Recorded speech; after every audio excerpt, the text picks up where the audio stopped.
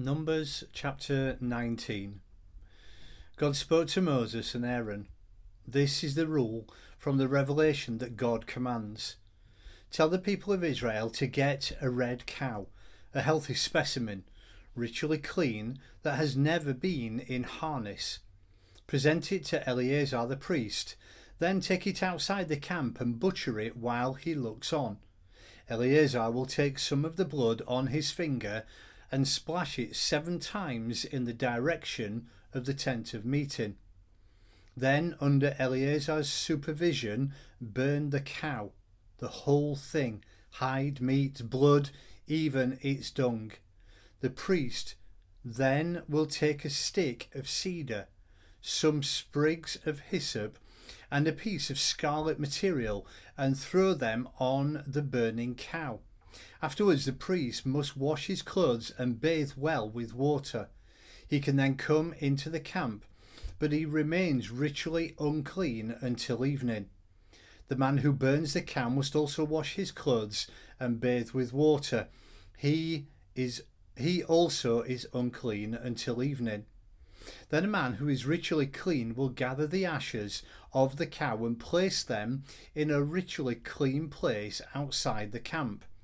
The congregation of Israel will keep them to use in the water of cleansing, an absolution-offering. The man who gathers up the ashes must scrub his clothes. He is ritually unclean until evening. This is to be a standing rule for both native-born Israelites and foreigners living among them. Anyone who touches a dead body is ritually unclean for 7 days. He must purify himself with the water of cleansing on the 3rd day. On the 7th day, he will be clean. But if he doesn't follow the procedure for the 3rd and 7th day, he won't be clean.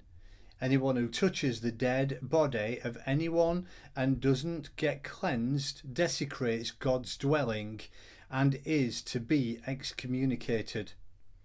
For as long as the water of cleansing has not been sprinkled on him, he remains ritually unclean. This is the rule for someone who dies in his tent. Anyone who enters the tent or is already in the tent is ritually unclean for 7 days, and every open container without a lid is unclean. Anyone out in the open field who touches a corpse, whether dead from violent or natural causes, or a human bone, or a grave, is unclean for 7 days. For this unclean person, take some ashes from the burned absolution offering and add some water, fresh water, to it in a bowl. Find a ritually clean man to dip his sprig of hyssop into the water and sprinkle the tent and all its furnishings. The person who were in the tent, the one who touched the bones of the person who was killed or died of natural death, and whoever may have touched a grave, then he is to sprinkle the unclean person on the 3rd and 7th days. On the 7th day he is considered cleansed. The cleansed person must then scrub his clothes and take a bath. By evening he is clean. But if an unclean person does not go through these cleansing procedures, he must be excommunicated from the community. He has desecrated the sanctuary of God. The water of cleansing has not been sprinkled on him, and he is ritually unclean. This is the standing rule for these cases. The man who sprinkles the water of cleansing has to scrub his clothes. Anyone else who touched the water of cleansing is also ritually unclean until evening. Anything the ritually unclean man touches becomes unclean, and the person who touches what he touched is unclean until evening.